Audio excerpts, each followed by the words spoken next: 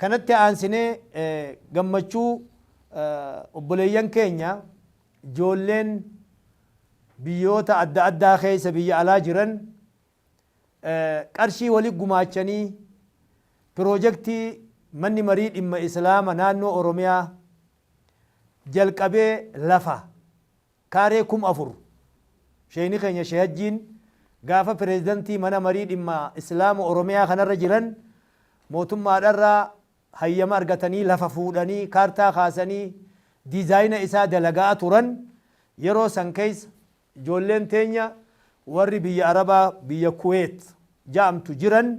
qarshii walirraa gugguuranii qarshii hanga tokko wali kunuunsanii shee hajjii faadhatti himaa turan isiniif galchinaa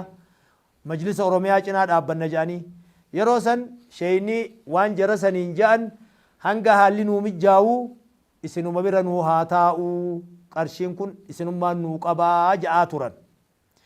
ijoolleen sun amma erga majlisni oromiyaa gad dhaabbate majlisni federaalaa gad dhaabbate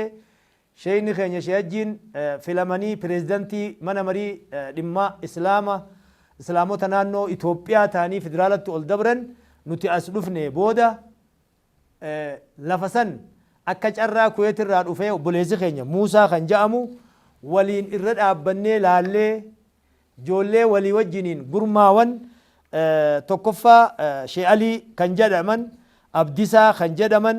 obboleessa keenya Xaahirii fi Muusaan marihatanii birrii achitti wali kuusan wali qabansan ijoollee dhaloota Oromiyaa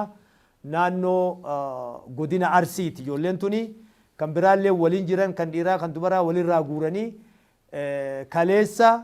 kaleessa kamisaa jummaadha birrii miliyoona tokkoo fi kuma 391 fi birrii qarshii 274 irran deebi'a miliyoona tokkoo fi qarshii kuma 391 fi qarshii 274 akkaawuntii majlisaa mana marii dhimma islaama naannoo Oromiyaatti nuuf naqanii jiranii Allahu akbar ijoollee tana ijoollee barakaa rabbi haa godhu jennaa umrii isaanii rizqii isaanii nageenya isaanii warra barakaan waan dalagerraa gammade rabbi isaan haa godhu jennaa asumaan isaan galatoonfanna kanaan wal qabatee wanni dhaamsi nuti dhaamuu barbaannu isaaniifillee carraaqqii akka gootanii tana jaarmaya piroojektii majlisni Oromiyaa jalqabe isa dallawa jaaramee gamoon achirratti dhaabbatee tajaajila kannu akka argitanii hawwitanii gammaddan hawwii qabna waan ta'eef gargaarsa keessan addan dhaabinaa waan kannitan rabbi isinirraa taqabbaluu itti fufaa isaaniin jenna warrammoo isaan hin ta'in kan Saudi Arabiyaa keessa jiran Dubaay jiran biyya adda addaa addunyaa tana keessa Ameerikaa jiran Awustiraaliyaa jiran biyya addunyaa tana keessa jiran ijoolloota keenya kadhiiraa kadhalaa dhaamsi nuti isaaniif dhaamnu akka ijoollee warra Kuweet jirtu kun fakkeenya tahan kanatti isinis jaarmaya gamoo majlisa Oromiyaa kan ummata Oromoo fakkaatu kan Oromiyaa fakkaatu nu cinaa dhaabbattanii jaartanii argitanii itti gammaduudhaaf mudhii hidhadhaa nu cinaa dhaabbadhaa isaaniin jennaa akka gamoo akkasii jaaramee xumuramu abdii qabnaa rabbi abdannaa eega rabbiiti isin kan biyya alaa jiran kan biyya keessa jiran hunda keessanuu akka majlisa kanatti gammachuu qabdan ni beeynaa